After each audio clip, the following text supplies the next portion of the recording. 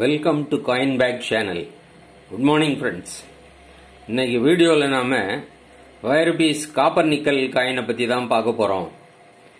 இப்போ ஸ்க்ரீனில் நம்ம பார்த்துக்கிட்டு இருக்கிற இந்த ₹5 காயின், இதை நம்ம இந்திய அரசாங்கம் 1992 இருந்து 2004 வரைக்கும் இஷ்யூ பண்ணாங்க.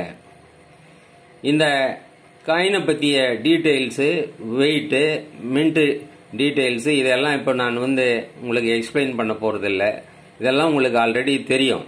ஸ்ட்ரெயிட்டுவே அதனால் நம்ம வீடியோக்குள்ளே போயிடலாம். இந்த ₹5 காயின் இது காப்பர் நிக்கல் மெட்டலில் பண்ணி இருக்கிறதால இந்த காயின் நான் மேக்னெட்டிக், அதாவது மேக்னெட்டை வச்சா மேக்னெட் இந்த காயினை அட்ராக்ட் பண்ணாது.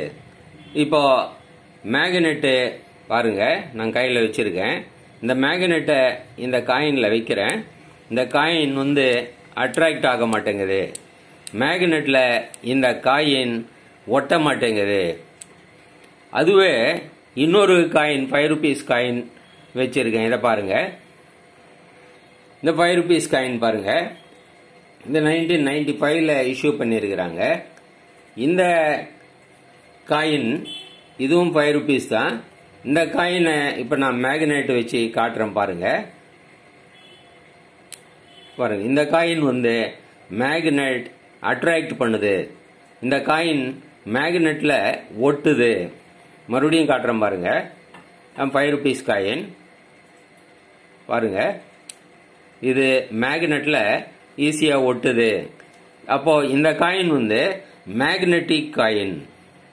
இப்போ இந்த மாதிரி மேக்னெட்ல ஒட்டுது அப்படின்னா அதுக்கு என்ன காரணமா இருக்கும்?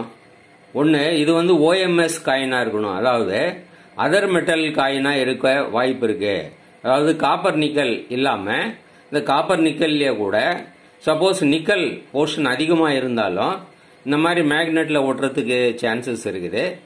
இல்லைன்னா OMS, அதாவது காப்பர் நிக்கல் இல்லாம வேற மெட்டல்ல இந்த ₹5 பண்ணியிருக்க வாய்ப்பு இருக்குது. அப்போ மூணாவது, இந்த காயின் டூப்ளிகேட் காயின் ஆயிருக்கவும் வாய்ப்பு இருக்குது. ஸோ இந்த 3 பாசிபிலிட்டிஸ் இருக்குது. ஸோ இந்த மாதிரி டூப்ளிகேட் காயினோ இல்லை OMS காயினோ உங்கள் காயின் கலெக்ஷனில் நீங்கள் பார்த்துருந்தீங்கன்னா அதை கமெண்ட்ல தெரிவிங்க ஃப்ரெண்ட்ஸ். இந்த வீடியோ உங்களுக்கு யூஸ்ஃபுல்லாக இருந்திருக்குன்னு நினைக்கிறேன். வீடியோவை ஷேர் பண்ணுங்க, லைக் பண்ணுங்க, கமெண்ட் பண்ணுங்க, சேனலை சப்ஸ்கிரைப் பண்ண மறக்காதீங்க ஃப்ரெண்ட்ஸ். நன்றி, வணக்கம்.